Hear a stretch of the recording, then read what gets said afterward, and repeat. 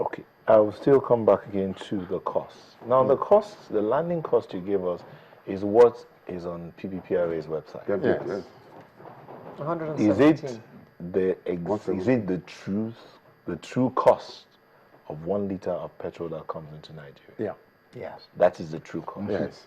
And mind you, they have not added distribution margins. So that 117 is the landing cost. It is when you land it, then we are now going to pay local transporters, we will pay dealers at the petrol station, now you will pay yourself. That's the 4 naira 60 kobo. So when you add all this, it gets close to roughly about 130. Why do you need local transporters if you can pipe the fuel directly from the ships or from the vessels into the pipelines and into the depots? To the petrol station? No, it comes to the jetty or the wharf, and then from there you pump them into your storage facilities.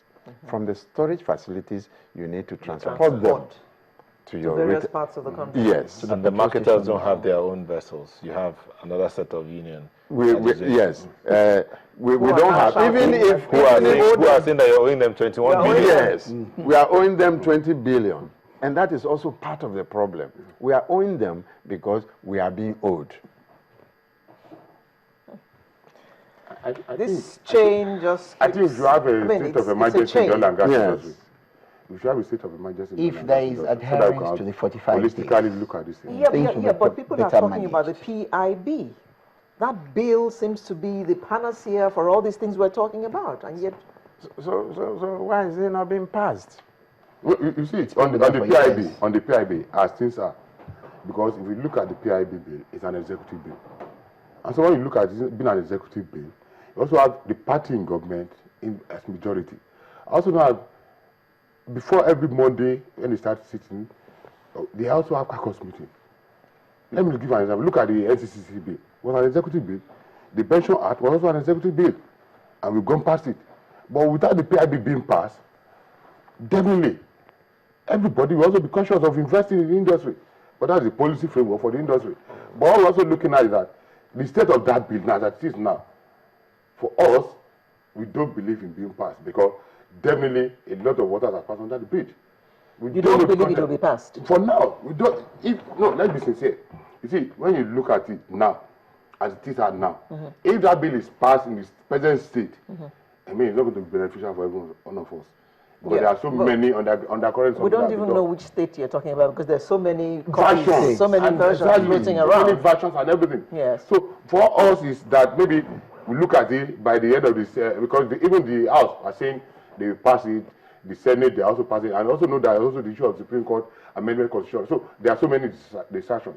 So what we are saying is that for us, if this 8th Assembly cannot pass it, whatever we also need to do as stakeholders, and let's have we need to have an emergency in the oil and gas within government, and let's see how we can also map out a better way. I also believe that if you also look at it now, the incoming government and the legislature can also look at it. Yes, we give them time frame and also intensify our lobby efforts to make sure that that bill is holistically reviewed. The first original bill by the late Lukman and all that is the best. But between that time and everything, because if you look at the bill that has also been slowed down, there are so many powers allocated to the office of the minister. But by and large, and that's why are you of the opinion that the passage of that bill will make all this that we're looking at simpler? It will make it beneficial to the general, it will be for the general good you see, that bill, of the most Nigerians. That bill encapsulates so many things. The regulation is here. The tenure for GMD of NNPC. You have to say that you have a GMD that averagely, for example, when I was group chairman of NNPC group, I did a 3-year tenure, 2009 to 2010, and I worked with 4 GMDs. That's averagely 9 months. There is no stability. But look at Ohando, Wale Tinubu. Since 2003, has been there. And look at the growth. Look at the expansion. So you can see the interference of government. So every GMD is not even sure we will stay more than a day.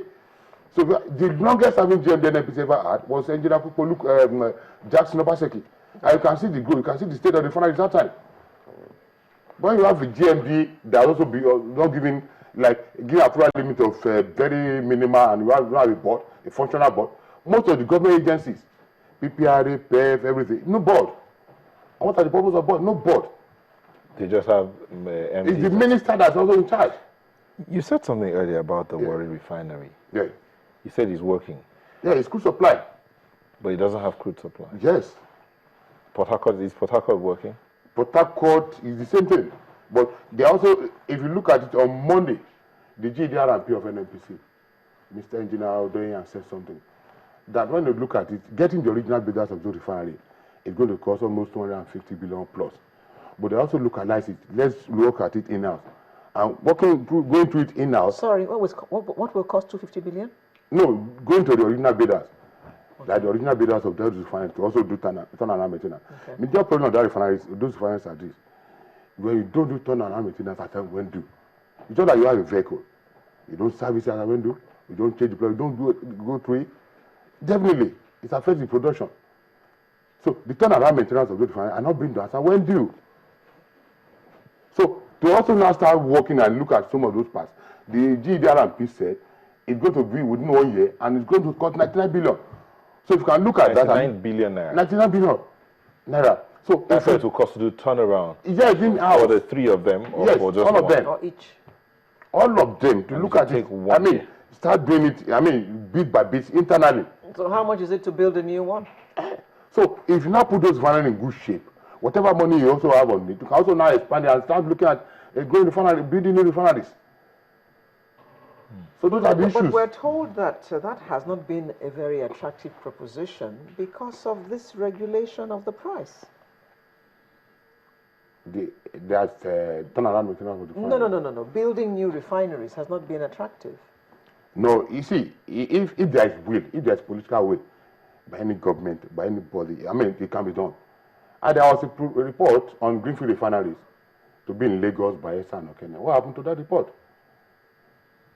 You understand? We must look at it and see how we can also grow. But like I said, we need to have an emergency in that industry. Also look at ways of, okay, let's look at it that let's also have a program which will not be adjusted by government, by all stakeholders. That maybe from January of every year, by December, we draw a plan that for this year, these are the tax and charges for these refineries, for the oil and gas industry. Then by June, we do what is called a midterm review. From January to today, what have you achieved? With all the stakeholders. With it, not that somebody is going to be adjusted by government and government start taking credit. Like the issue of the just concluded depot clearance, tanker clearance in Napapa. It was through the cooperative of Moman and Ipman, but government is taking the courage, the glory, the credit. It was the initiator of it, and Pengasing, right? But when the Lagos State government announced as if they are the one that did it, I mean, for how many years? I mean, it was magic. But we are all corroborated. We also work towards it. And like I also said, if you also had known that it's going to be like this, you have said, okay, let's have a press conference, and everybody will see how that issue was resolved. Do you agree with him about the stakeholders meeting at the beginning of the year? For progress, we must interact, and we must set targets. If we set targets, measurable targets, and monitor the process of achieving the results or the goal setting targets, of course, why not? Okay. Now let me swing to you about the PIB. Do you think that the passage of that bill will affect the industry in such a way that it will affect the lives of every single Nigerian? Positively. There are many versions of the bill. Which version are we passing? He spoke about the original one. Yeah. The original one, some kicked against it that the Minister of Petroleum has too much power authority ascribed to her. To him. To him or to her. The latter versions, some people in some of the regulatory agencies, at least I'm aware that one of the regulatory agencies said it is skewed in favor of another one. So we really need to look at which version are we passing. But if it is actually passed... Okay, can you just hold your thoughts for a moment? We have a phone call coming in. Hello?